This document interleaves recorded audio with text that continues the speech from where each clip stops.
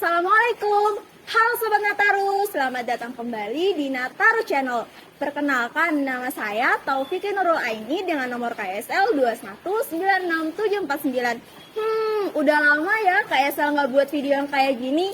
Nah, pada video kali ini kita akan membahas serta mempraktekkan video tentang proses pembuatan EcoEngine. Nah, tapi di sini aku mau disclaimer dulu ya, kalau misalnya aku bukan seorang ahli, tapi hanya penyampai materi saja. Ilmu yang saya dapatkan di KSL, saya sharing-sharing ke teman sekalian ya. Halo Sobat Nataru. Nah, di sini kita udah masuk ke sesi pembahasan nih. Jadi Sobat Nataru, tahu nggak apa itu EcoEngine? Kamu nanya, bertanya-tanya. Jadi, EcoEngine itu adalah cairan multifungsi yang berasal dari hasil fermentasi sampah-sampah organik ataupun sisa limbah dapur rumah tangga yang seperti sayuran ataupun buah-buahan. Untuk penemunya sendiri, Sobat Nataru, sesuai dengan jurnal di bawah ini, yaitu Dr. Rosukon Panvanfong yang berasal dari Thailand yang udah lebih dari 30 tahun meneliti tentang EcoEngine ini. Nah, Sobat Nataru, dalam proses pembuatan EcoEngine ini kita harus mengetahui terlebih dahulu mengenai perbandingannya. Jadi, untuk perbandingan EcoEngine itu yaitu 1, 3, dan 10. 1 untuk molase, 3 untuk sampah organik, dan 10 untuk airnya. Nah, Sobat Nataru, sekarang kita udah memasuki alat dan bahan. Nah, untuk alatnya ada botol plastik yang berukuran 1,5 liter yang berfungsi untuk sebagai wadah EcoEngine. Yang kedua ada alat pengaduk untuk mengaduk molase dan airnya. Dan selanjutnya ada pisau yang berfungsi untuk memotong-motong buah dan sayurannya. Dan ada timbangan digital, ini berfungsi untuk agar kita mengetahui takaran serta ukuran dari bahan-bahan yang kita gunakan. Nah, karena kita skala rumah tangga, untuk skala rumah tangga itu seperti molasenya ini harus 75 gram, untuk buah-buahannya 225 gram, dan airnya 750 ml. Nah, Sobat Nataru, di sini ada buah-buahan serta sayuran. Nah, dalam pembuatan EcoEngine ini ada syarat-syaratnya loh untuk sampah organik ini. Nah, untuk minimal buah dan sayuran yang kita gunakan harus 5 jenis ya. Dan untuk syaratnya yaitu tidak berulat, tidak busuk, dan tidak berlemak. Nah, di sini kita gunakan ada kurang lebih 6 jenis buah dan 4 jenis sayuran. Sobat Nataru, sekarang kita udah memasuki proses pembuatan EcoEngine. Nah, jadi Sobat Nataru harus perhatiin step by stepnya ya. Nah, di sini sudah ada buah-buahan dan sayuran yang sudah terpotong. Selanjutnya, kita masukkan molase ke dalam air.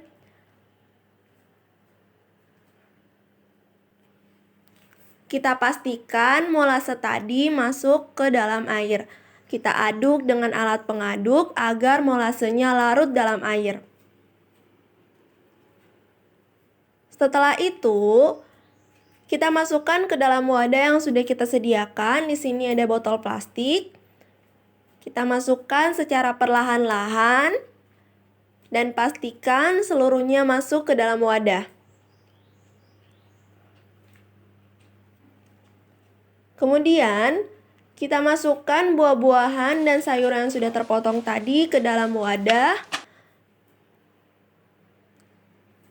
Kita masukkan perlahan-lahan saja ya, Sobat Nataru. Lakukan hal tersebut secara berulang. Nah, setelah melewati step by step tadi, sudah jadi seperti ini ya guys.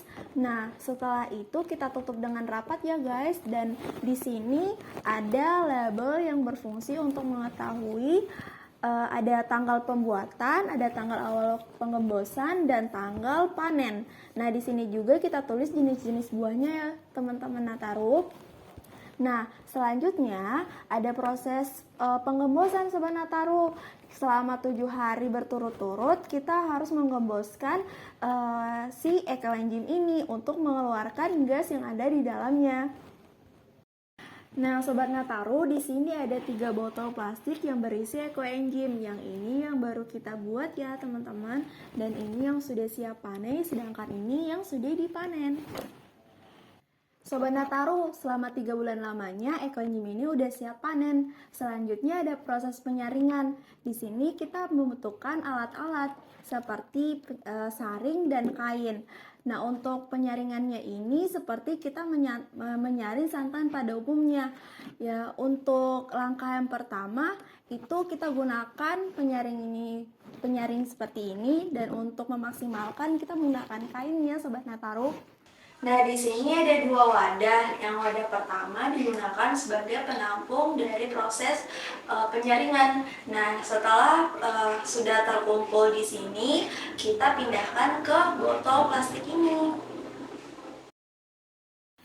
Oke Sobat Nataru, kita udah mempelajari tentang proses pembuatan ekoenzim. Sekarang aku mau jelasin tentang proses kegagalannya apa saja ya. Yang pertama yaitu lupa mengemboskan. Mengapa lupa mengemboskan ini menjadi alasan kegagalan dalam pembuatan ekoenzim? Karena selama 7 hari berturut-turut kita diharuskan untuk mengemboskan. 1 hari saja kita lupa mengemboskan akan mengalami si ekoenzim itu meledak. Yang kedua, bahan-bahan yang tidak sesuai. Karena bahan-bahan yang tidak sesuai, ekoenzim pun tidak akan jadi. Yang ketiga, yaitu tidak menutup dengan rapat. Kalau misalnya kita tidak menutup dengan rapat, ulat-ulat akan masuk ataupun lalat-lalat dan belatung sebagainya akan masuk ke ekoenzim.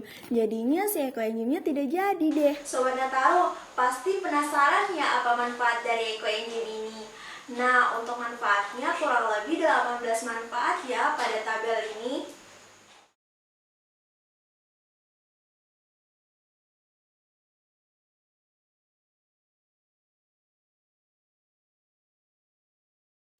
Nah, dari 18 manfaat tersebut, aku akan mempraktekkan 4 manfaat saja ya Sobat Nataru.